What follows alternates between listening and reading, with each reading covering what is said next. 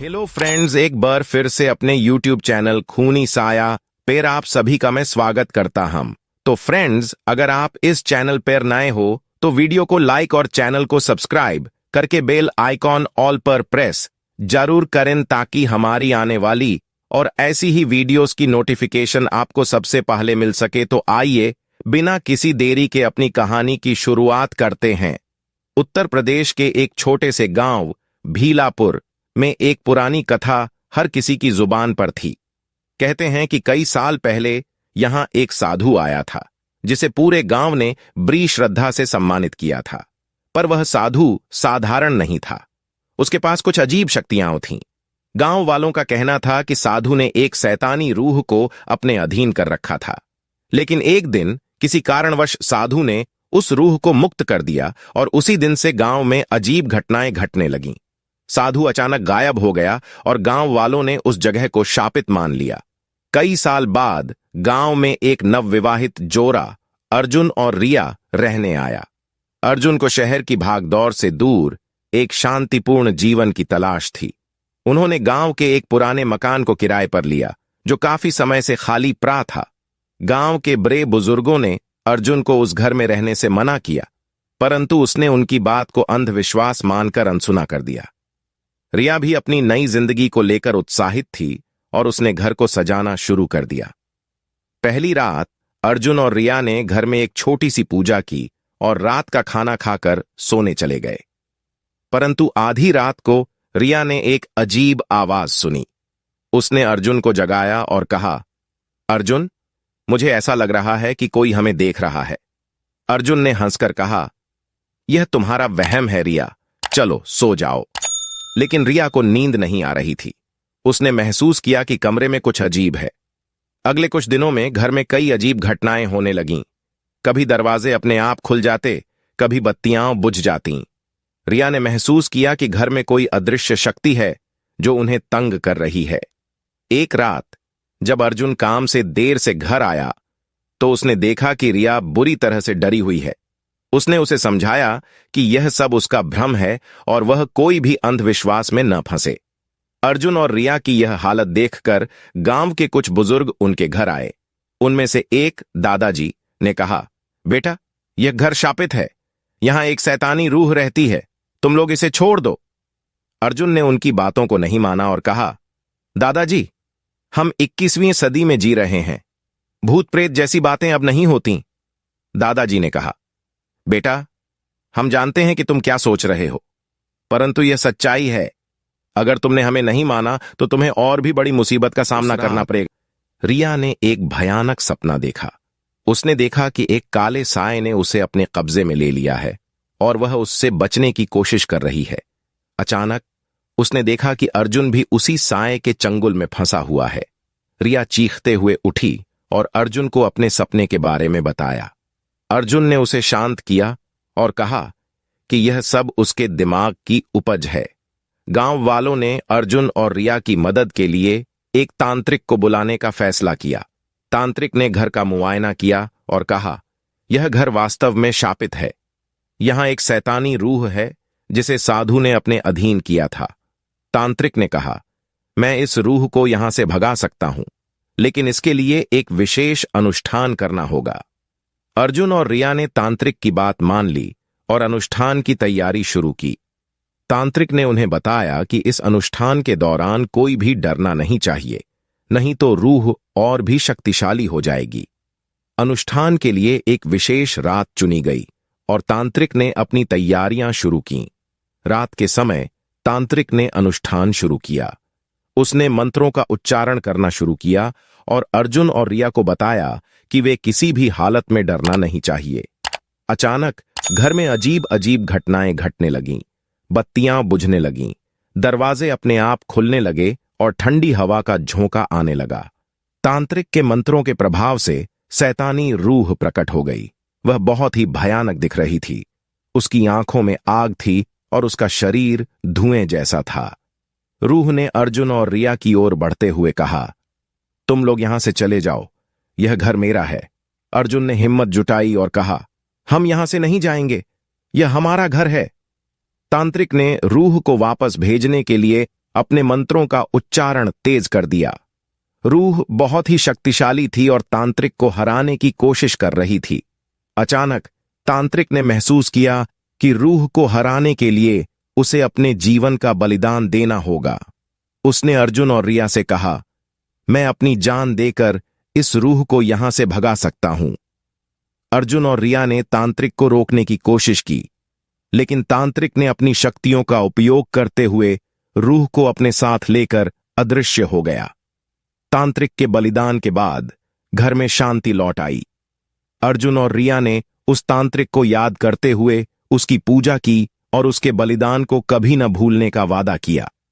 गांव वालों ने भी तांत्रिक की बहादुरी की तारीफ की और उसे हमेशा याद रखने का संकल्प लिया। तो हेलो फ्रेंड्स, अगर अभी तक आपने इस वीडियो को लाइक नहीं किया तो वीडियो को लाइक कैरन, और इस चैनल पर अगर आप नए हो तो चैनल को सब्सक्राइब करके बेल आइकॉन ऑल पर प्रेस जरूर करें ताकि हमारी आने वाली कैसी ही वीडियोस नोटिफिकेशन आपको सबसे पहले मिल सके। अर्जुन और रिया ने गांव में अपनी नई जिंदगी शुरू की। वे अब खुश थे और उन्हें यह समझ में आ गया था कि कभी कभी अंधविश्वास भी सच हो सकते हैं। उन्होंने गांव वालों की मदद से अपने घर को फिर से सजाया और उसे एक सुरक्षित और खुशहाल स्थान बना दिया। भीलापुर गांव की यह कथा हर किसी के लिए एक प्रेरणा बन गई। लोग अब अंधविश्वास को नजरअंदाज नहीं करते थे और सभी ने तांत्रिक के बलिदान की कहानी को हमेशा याद रखा। अर्जुन और रिया ने अपने अनुभव से बहुत कुछ सीखा और अपनी जिंदगी को एक नई दिशा दी। यह कहानी हमें यह सिखाती है कि कभी कभी हमें अंधविश्वास और पुरानी कहानियों को भी गंभीरता से लेना चाहिए। शैतानी रूह की यह कहानी हमें यह भी सिखाती है कि हमें अपने डर का सामना करना चाहिए और कभी कभी दूसरों की मदद से ही हम अपने जीवन की मुश्किलों को हल कर सकते हैं। हेलो फ्रेंड्स, कहानी यहां पर खत्म नहीं होती। कहानी का अगला भाग देखने से पहले अगर अभी तक आपने इस वीडियो को लाइक नहीं किया है तो वीडियो को लाइक जरूर करें, और अगर आप इस चैनल पर नए हैं तो चैनल को सब्सक्राइब करके बेल आइकॉन ऑल पर जरूर करें ताकि हमारी आने वाली और ऐसी ही वीडियोस की नोटिफिकेशन आपको सबसे पहले मिल सके। और दोस्तों, अब तक की कहानी आपको कैसी लगी कमेंट बॉक्स में जरूर बताएं। तो आए बिना किसी देरी के इस कहानी का अगला भाग यानी पार्ट 2 की शुरुआत करते हैं। कुछ साल बीत गए और भीलापुर गांव की जिंदगी एक बार फिर सामान्य हो गई। अर्जुन और रिया के साथ गांव वाले भी अपने दैनिक जीवन में व्यस्त हो गए। लेकिन एक दिन गांव में एक अजनबी का आगमन हुआ। उसका नाम था विक्रम। विक्रम एक प्रसिद्ध पत्रकार था जो अपने असाधारण कहानियों और साहसिक खोजों के लिए जाना जाता था। विक्रम को शैतानी रूह की कहानी के बारे में सुनने के बाद उसने यह तय किया कि वह इस रहस्य को खुद देखेगा। वह अर्जुन और रिया से मिला और उनसे घटना के बारे में विस्तार से पूछा। विक्रम ने अर्जुन और रिया की बातें सुनने के बाद गांव के अन्य बुजुर्गों से भी इस घटना के बारे में जानकारी जुटाई। उसे महसूस हुआ कि इस कहानी में अभी भी कई अनसुलझे पहलू हैं। उसने गांव के पुराने मंदिर और अन्य ऐतिहासिक स्थलों का दौरा किया। विक्रम को पता चला कि गांव में कई अन्य लोग भी इस शैतानी रूह से प्रभावित हुए थे, परंतु उन्होंने इसे छुपा रखा था। उसने सोचा कि इस कहानी को और गहराई से जानने के लिए उसे उस साधु की जानकारी जुटानी होगी जिसने इस रूह को अपने अधीन किया था। विक्रम ने कई पुरानी किताबें और लेखों का अध्ययन किया और आखिरकार उसे उस साधु के बारे में कुछ जानकारी मिली।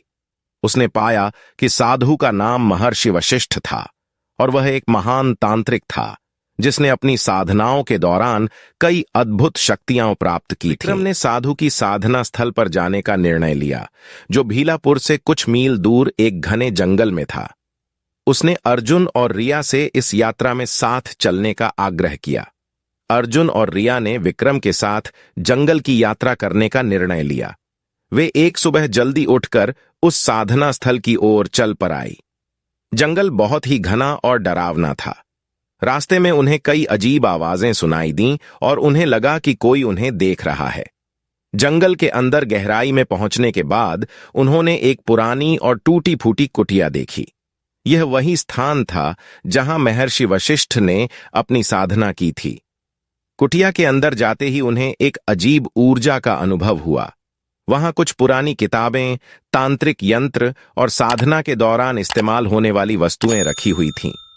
विक्रम ने उन किताबों को खंगालना शुरू किया और उसे एक पुस्तक मिली जिसमें महर्षि वशिष्ठ की साधनाओं और तांत्रिक क्रियाओं का वर्णन था। उस पुस्तक में लिखा था कि महर्षि ने एक शैतानी रूह को अपने अधीन कर रखा था ताकि वह अपनी साधनाओं को और शक्तिशाली बना सके। लेकिन एक दिन किसी गलती के कारण वह रूह मुक्त हो गई और महर्षि का नियंत्रण खो गया। पुस्तक में यह भी लिखा था कि उस शैतानी रूह को वापस अपने अधीन करने का एक तरीका था। यह तरीका बहुत ही खतरनाक था और इसमें बहुत साहस की आवश्यकता थी। विक्रम ने निर्णय लिया कि वह इस रूह को फिर से नियंत्रण में लाने की कोशिश करेगा। अर्जुन और रिया ने भी उसकी मदद करने का वादा किया। विक्रम, अर्जुन और रिया ने कुटिया में रहकर अनुष्ठान की तैयारी शुरू की। उन्होंने पुस्तक में दिए गए सभी निर्देशों का पालन किया और अनुष्ठान के लिए आवश्यक सभी वस्त्राएं जुटाई। अनुष्ठान के लिए एक विशेष रात चुनी गई और वे सभी मानसिक और शारीरिक रूप से तैयार हो गए। रात को विक्रम ने अनुष्ठान शुरू किया। उसने पुस्तक में दिए गए मंत्रों का उच्चारण करना शुरू किया और अर्जुन और रिया से कहा कि वे किसी भी हालत में डरें नहीं। जैसे जैसे मंत्रों का उच्चारण तेज होता गया, वहां एक अजीब सी ऊर्जा का संचार होने लगा। अचानक वह शैतानी रूह फिर से प्रकट हो गई। रूह बहुत ही क्रोधित थी और उसने विक्रम पर हमला कर दिया। विक्रम ने अपनी पूरी शक्ति से मंत्रों का उच्चारण जारी रखा और अर्जुन और रिया ने उसका साथ दिया। रूह बहुत ही शक्तिशाली थी और उसने विक्रम को चोट पहुंचाई। अर्जुन और रिया ने उसे बचाने की कोशिश की, लेकिन रूह बहुत ही तेज थी। विक्रम ने अपनी तांत्रिक शक्तियों का उपयोग करते हुए रूह को काबू में करने की कोशिश की। उसने अपनी पूरी ऊर्जा को मंत्रों में झोंक दिया और रूह को अपने अधीन करने की कोशिश की। आखिरकार विक्रम की मेहनत रंग लाई और रूह विक्रम के अधीन हो गई। विक्रम ने उसे वापस उसी स्थान पर बंद कर दिया जहां महर्षि वशिष्ठ ने उसे रखा था। इस स्टोरी और इस वीडियो को बनाने में हमारी बहुत ही मेहनत लगती है। अगर आप लोगों को यह वीडियोस पसंद आ रही हो तो वीडियो को लाइक जरूर करें और अगर आप इस चैनल पर नए हो तो चैनल को सब्सक्राइब करके बेल आइकॉन ऑल पर प्रेस जरूर करें ताकि हमारी आने वाली और ऐसी ही वीडियोस नोटिफिकेशन आपको सबसे पहले मिल सके। रूह के बंद होने के बाद जंगल में शांति लौट आई। विक्रम, अर्जुन और रिया ने एक दूसरे को गले लगाकर इस खतरनाक सफर के सफल होने की खुशी मनाई। उन्होंने कुटिया से वापस गांव लौटने का निर्णय लिया। गांव में लौटकर उन्होंने गांव वालों को इस घटना के बारे में बताया और गांव की शांति लौट आई। विक्रम ने अर्जुन और रिया से विदा ली और अपनी नई खोज के लिए निकल पड़ा। उसने वादा किया कि वह फिर से भीलापुर आएगा और गांव वालों के साथ अपना अनुभव साझा करेगा। अर्जुन और रिया ने विक्रम का धन्यवाद किया और उसे शुभकामनाएं दीं। अर्जुन और रिया ने गांव में एक नई शुरुआत की। उन्होंने गांव वालों के साथ मिलकर गांव को फिर से सुरक्षित और खुशहाल बनाने का संकल्प लिया। गांव वालों ने भी इस घटना से सीख ली और अंधविश्वास और परंपराओं को सही दृष्टिकोण से देखने की कोशिश की। अर्जुन और रिया ने तांत्रिक और विक्रम की बहादुरी की कहानियों को हमेशा याद रखा और उन्हें अपने दिलों में जगह दी। भीलापुर गांव एक बार फिर से खुशहाल और सुरक्षित हो गया और शैतानी रूह की कहानी सिर्फ एक प्राचीन कथा बनकर रह गई। यह कहानी हमें यह सिखाती है कि साहस, धैर्य और एकता से हम किसी भी मुश्किल का सामना कर सकते हैं। शैतानी रूह की यह कथा हमें यह भी सिखाती है कि हमें अपने अंधविश्वासों और परंपराओं को सही दृष्टिकोण से देखना चाहिए और उनसे कुछ सीखना चाहिए। सो हेलो फ्रेंड्स, अगर आपको यह वीडियो अच्छी लगी हो तो वीडियोस को लाइक करें और चैनल को सब्सक्राइब करना न भूलें और कमेंट बॉक्स में जरूर बताएं कि आज की यह कहानी आपको कैसी जगह